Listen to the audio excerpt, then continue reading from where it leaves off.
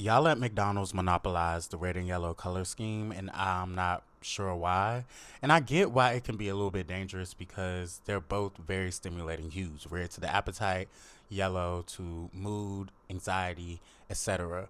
But that contrast sort of neutralizes both of their intensities, and they're kind of like the toxic couple of the color spectrum. And I know plenty of people can relate. When you get to these contrasts, as far as like the deep reds and yellow, yellow takes the seriousness of deep reds and like this depth of self and like this root chakra energy and sort of plays it up and makes it more playful, more friendly, more inviting, and more communal.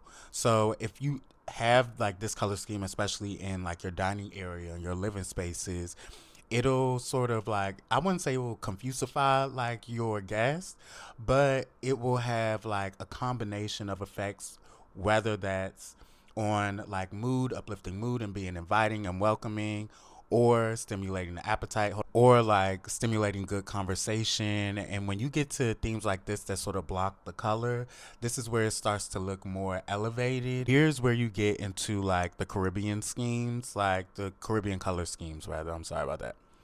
And it can feel a bit dated. It can feel priced, and it can be a little bit like overstimulated. This is like another elevated take where the colors are more blocked than mixed in. So like they both have equal stake in the room.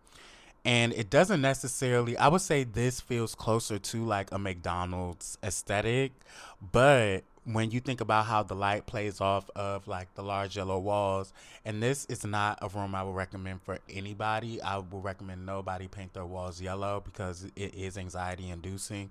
But again, the confidence, the power, the charge of red sort of offsets that. So if you're a fan of very stimulating, warmer hues, this is sort of the angle you want to go for. Also, like a very 60s looking mod feel, retro, futuristic in some ways sort of design concept. I love the color block, and the color blocking, especially when it comes to this color scheme, matters most. Again, this is a no-no.